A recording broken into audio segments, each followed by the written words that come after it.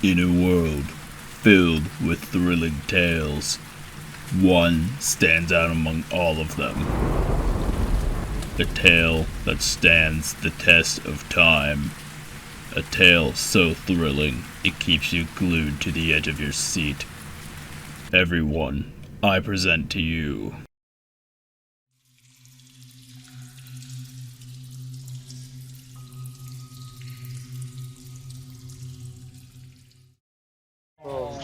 Balls. You're funny. Tell me the Vore Lore. Okay. Give me a sec, and I will be able to bullshit a story. I just need a moment to figure something out. I don't want to. Do you want to hear me bullshit my way into, like, creating a story about Vore? Kind of, but not really. Go ahead. Okay. So, have you guys ever watched Shark Tank? No. Never. I'll just give you a synopsis of, you know, the Shark Tank lore. So basically, they've got a bunch of dudes that hear people's businesses pitches. I actually don't know if it's dudes or not. They've got a bunch of people that hear people's business pitches, and they're like, they choose to invest or not, pretty much. So here's the thing. One time, there was some person that came on, and he was like, yeah, I want to create a snake farm where we sell snakes, so that way they can be, you know, killed and eaten in a restaurant. So it's like, okay. The sharks decided it was a simple enough concept that it could get somewhere. So they funded this dude's snake farm. You know, as with most things on Shark Tank, the second it leaves that show, everyone kind of forgets about it. Like, it's on live television and everyone knows about it for a few moments, and then after that, it just kind of disappears from reality. So this, that's a good reason.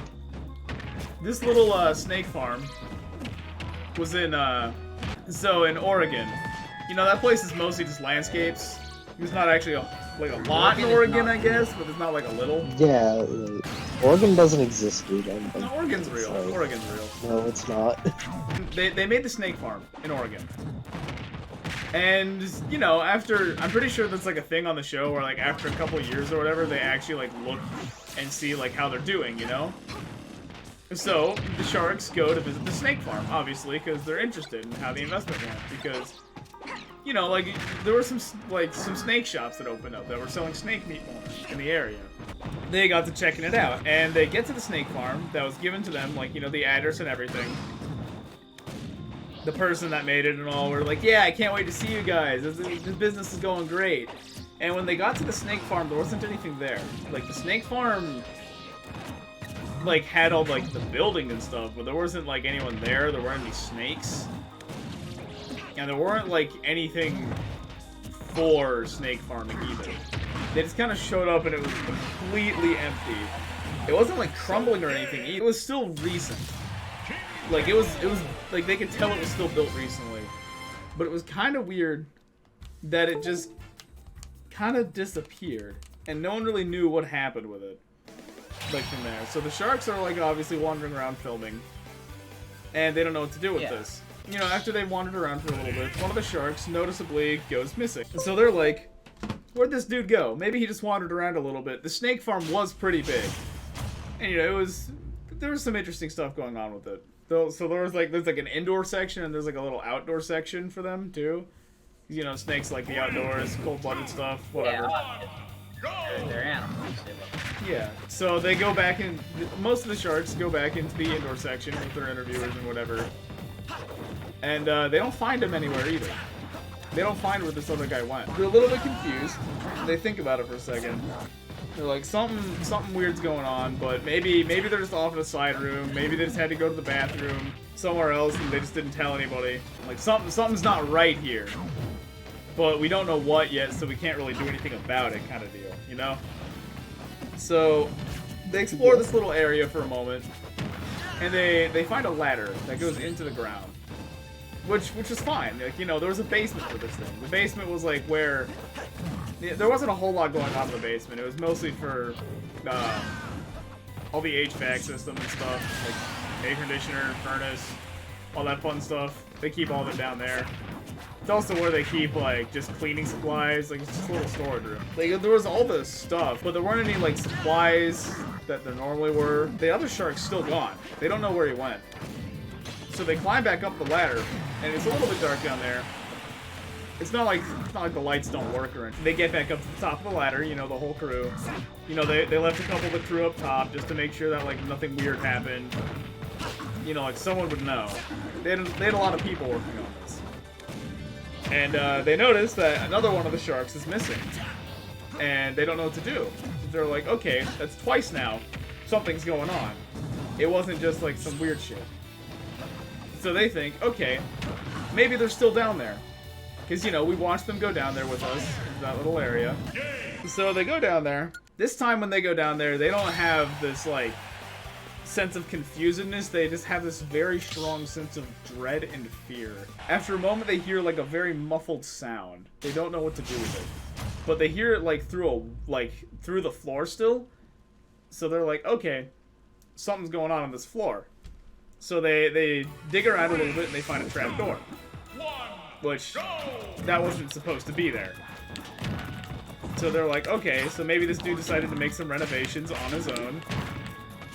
But, you know, that's fine, but, like, something's weird's going on. Maybe we're just getting pranked, you know? Like, maybe our crew's just screwing with us, and they know what's going on, and we just don't.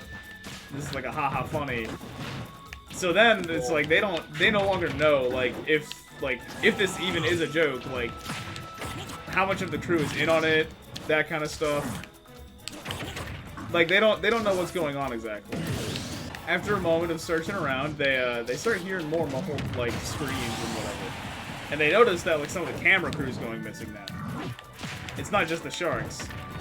So, like, okay, now there's definitely something going on. So they call the police, because they're like, we need more people. We can't just be, like, Shark Tank crew being a bunch of detectives and shit here.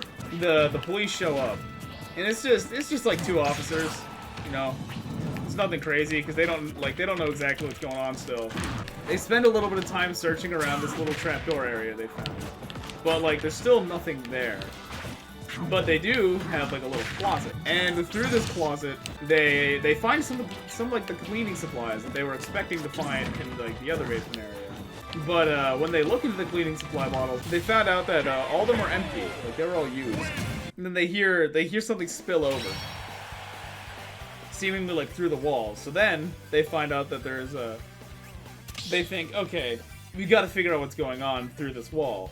We can't just like blast it open or anything. So they start searching around. They go back up through this trapdoor and find another one in a different spot. And they go down and they hear this like gulping sound, a little bit of like a muffled like. And then, like, after that, it's just over. When they get in there, it's dark. There's no light switch. And they hear a little bit of like the sound of like a snake makes. I'm not really good at, like, replicating a snake. But it's, like, it's really loud. Like, they just heard, like, 20 snakes hissing at once. It's, like, that's kind of what they were expecting to hear there because, you know, it's a snake farm. This didn't really, like, seem to come from one direction. This kind of seemed, like, all around. So they notice just a little, like, you know, a couple garden snakes hanging around at their feet. So they're like, okay, whatever's going on over here, they got a couple. Like, just kind of chilling out. And after that, they see the person who owns the snake farm.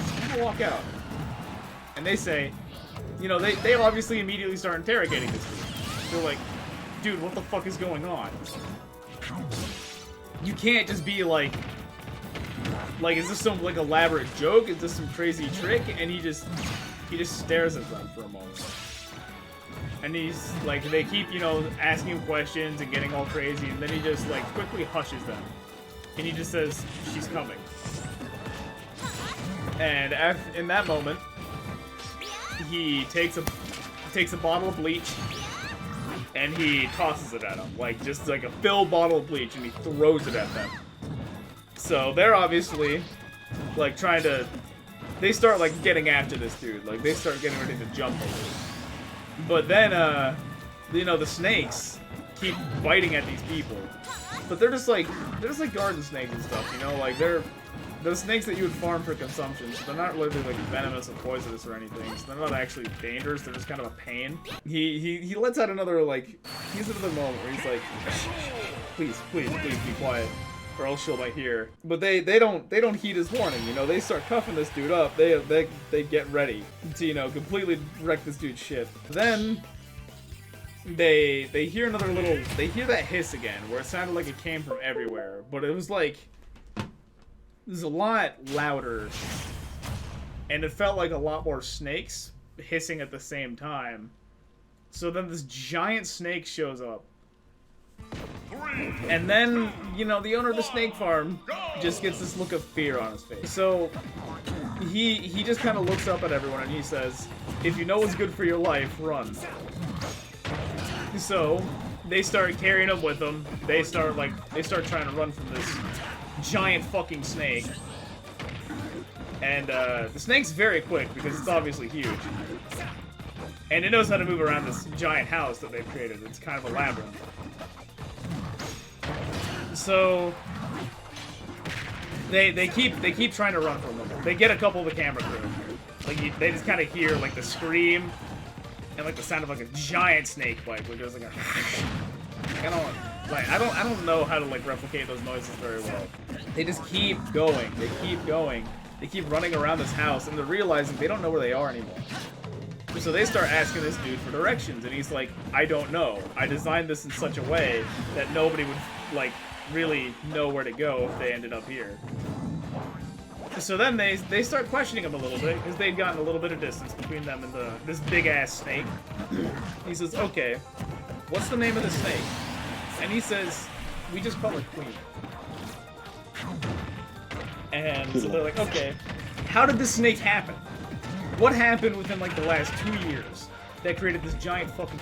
They keep, like, interrogating this dude, and he's like, please, one at a time, So, the officers ask really quickly, they're like, okay, how did this snake end up here? And he's like, well,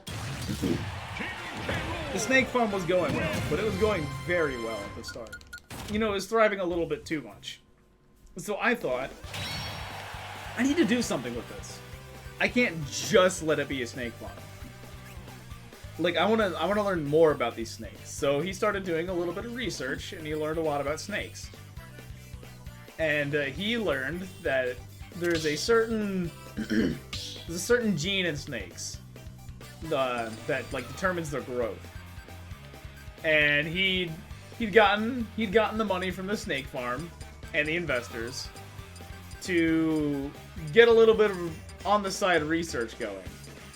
And he found out how to genetically modify snake eggs.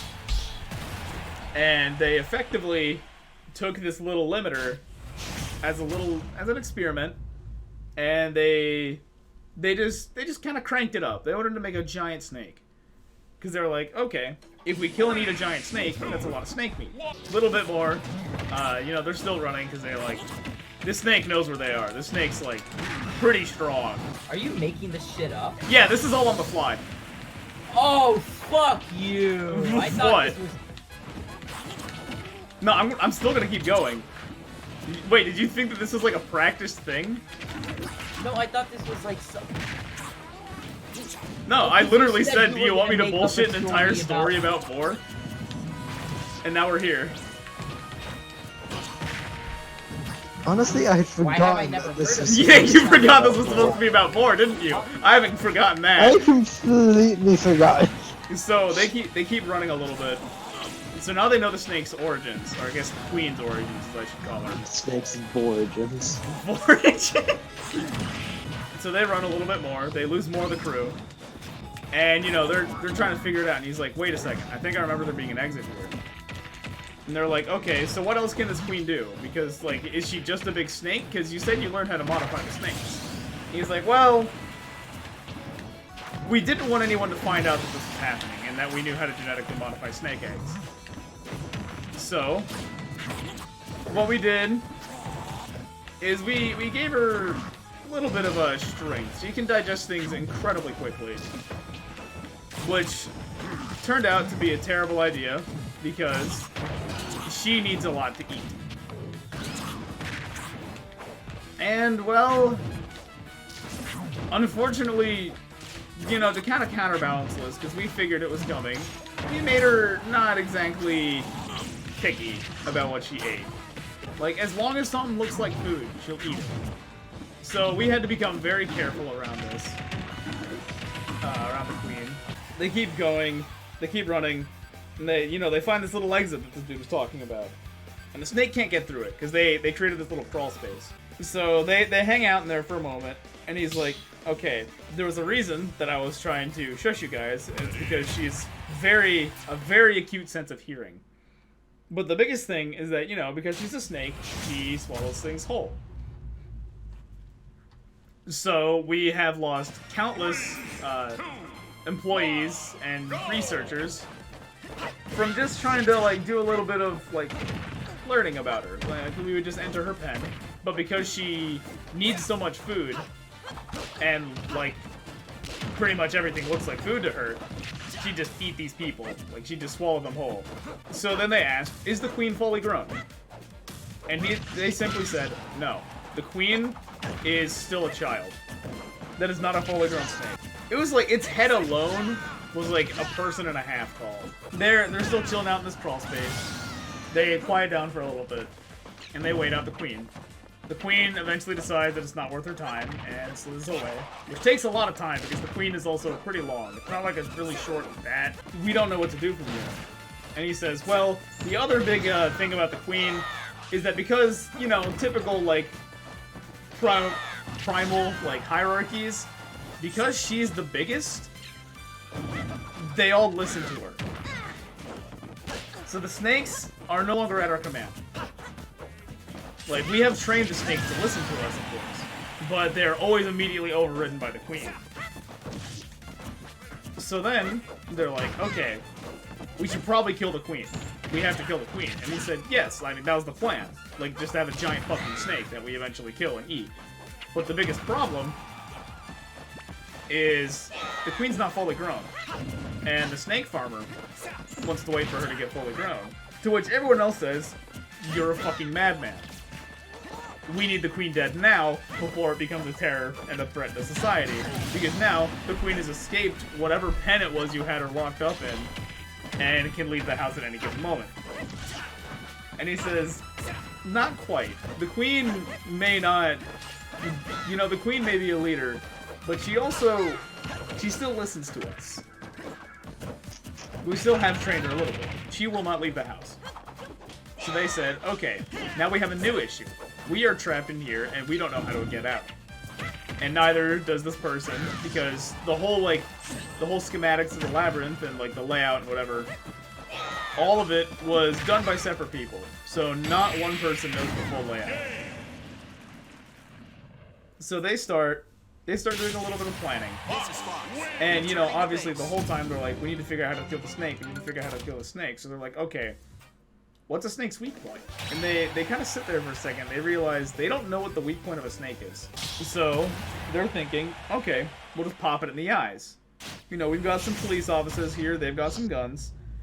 So we just pop it in the eyes, it'll go straight to its brain. But the biggest issue with that is the queen won't die instantly, because bullets are very small compared to the queen's brain. They have to deal with the queen writhing around a bunch. And, you know, probably, like, partially blindly, trying to kill all of them. So they're like, there's not really a good way of getting around this whole problem. So they know how to kill the queen, but what they don't know is how they're going to escape the queen when she's all pissed off. After a little bit of discussion, they decide, okay, someone's gonna have to be baited. Someone's going to have to take the blame for this. Not like, I mean, obviously in court, but like, bigger issue is like someone's got to deal with this. So obviously, most people are like, it should be the dude that farmed this snake. We should send this dude out as bait for the queen. Because, you know, the number of people, like, it's only fair, like, with the number of people that he had lost. And obviously this dude doesn't agree, but everyone else seems to be in agreement with it. So he's reluctantly just has to go along with their thing, because, you know, otherwise they're about to get fucking popped. More of an ultimatum. After a little bit of searching around, they try to find the queen again. And, you know, they still got the film crew, like, recording this whole thing. Like, none of it's live, but it's all under recording. And after a little bit more time, the owner, the snake farm owner, is like, okay, you can tell where she is based on where you hear the snakes. And they're like, okay, that makes sense. So they all quiet down for a while, and they just keep wandering around a little bit. They're not trying to move too quickly. They want to save their energy for when they have to run from the queen. So after taking another moment, they start hearing some hissing. And it's at this moment that, like, this snake farmer knows, like, he's about to die. So the thing is, the snake farmer starts running. Like, he's just kind of, like, lags behind a little bit from the group. And he just decides to bolt. And they can't stop him because he turned a corner, so they can't just, like, fire at him or anything. And they know the queen is nearby. So they are now stuck in this situation where they don't have the one person who knows everything, and they have to deal with this queen that is very clearly nearby.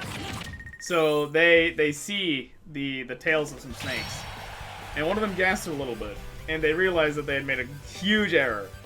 So the snakes kind of halt for a second, and they start coming around, and they find them. So these snakes like start making a bunch of hissing noises, and then they hear the very loud hiss. They know that it's coming. The queen knows that they're there, and they have to use their brand new strategy. But like, none of them want to die. None of them want to be the bait, and they can't do like a quick vote or anything. They don't have the time, and no one's volunteering themselves. So they all just start kind of instinctively running a little bit. But it's the snake's too fast for them. Like they can't evade it anymore because they don't know where they're going. And every turn that they make, they just keep finding more and more snakes. And eventually, the snake farm owner starts walking up towards them again. And it's the kind of like confident walk, you know? Like some person's like very slowly but very confidently like just kind of moving towards you. And he's kind of laughing a little bit. He's like, well, my queen, your time to feast is now. So they hear that loud hissing again. And the snake farmer, you know, she comes like right behind the snake farmer. And she immediately eats him, completely whole, while he's still laughing. So then, all these people take this moment. They shoot the queen in the eye.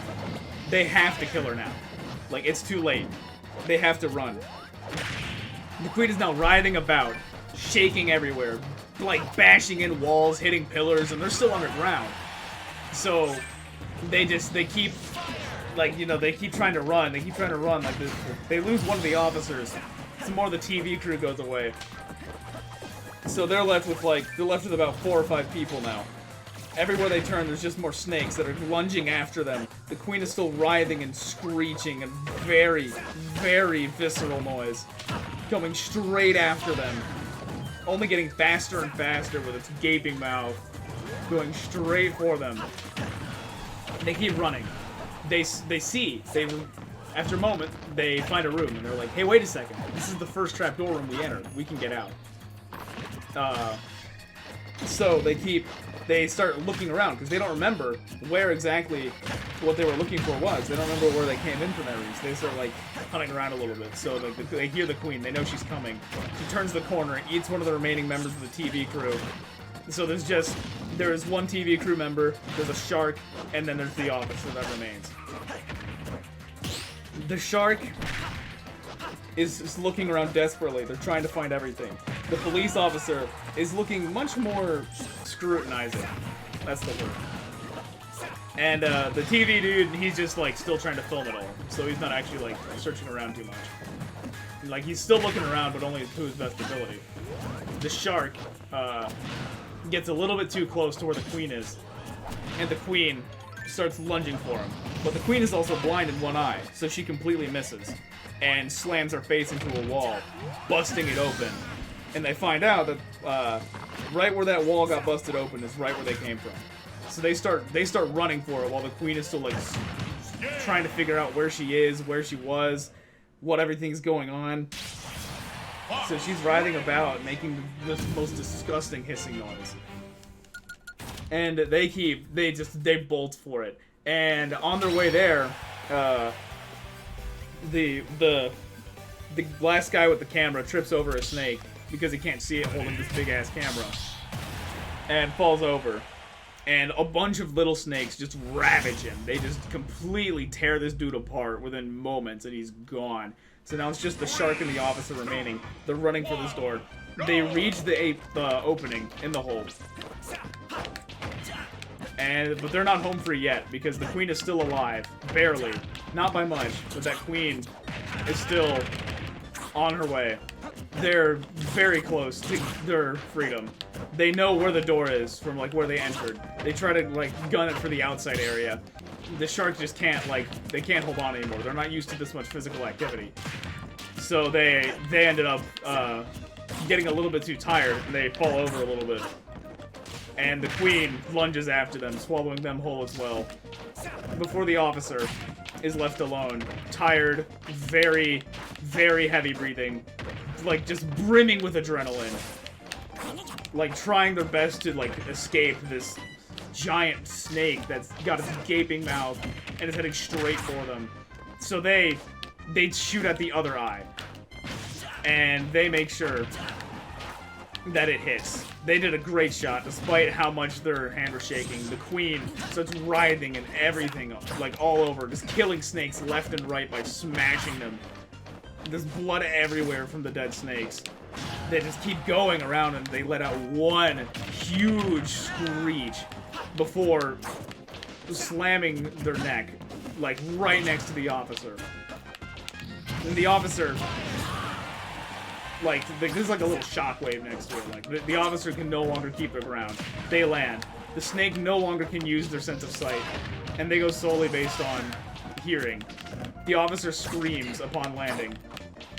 And in that moment, the queen tries to take one last attempt to finish them off before her brain finally just, like, fills with blood and eventually kills her. And she opens her mouth and lunges straight at them, but much more slowly than before. And the queen's been very, very active today. She nearly closes her mouth over this officer, right as their mouth covers the officer, as they're desperately trying to get up, to no avail. They're trapped underneath a little bit of a rock. The mouth closes of the queen around the officer, but the queen can't swallow the officer. The queen dies right as their mouth closes around them. After that, nothing is heard of them for weeks. No one knows what happened. After a little bit of time, you know, obviously the police force recognizes a couple of their officers have gone missing. So they go out, and they go to this area. They find the dead queen. They like haul her off to the center. They like dig through her. They find all these bodies, but they find that after a little bit more searching, because most of the snakes have died off from lack of food by now, they go find one camera of the last TV interviewer that contains all the footage of the events that happened. The town in which it happened in monumented a statue to the queen. It's just a giant snake with a bunch of people standing around, fallen over, fear in their eyes, and it's got a little bit of label on it, you know, like all monuments do. And it just says, 2, 1, go! "All hail to the queen." That's the end of that story. Holy shit, I think that actually took half an hour. I'm speechless, my guy. What? That was... I mean, autism speaks, but God, I wish it didn't. Good timing. Please go write a movie and just bullshit the whole script. That was just supposed to be a story about Vore, and it... So originally I was gonna make it a whole lot shorter, but I just like kept thinking of things, and I'm like, you know what? Let's just make this really long and just see how long I can make this last. excessively long. Okay, a lot of that was just like uhs and ands. So like I'm pretty sure if I really cut that story down and just told it normally, I could probably tell it in like 10 It minutes. still would have been excruciatingly long, my guy. Anyway, that's about the extent of my powers of bullshitting right there.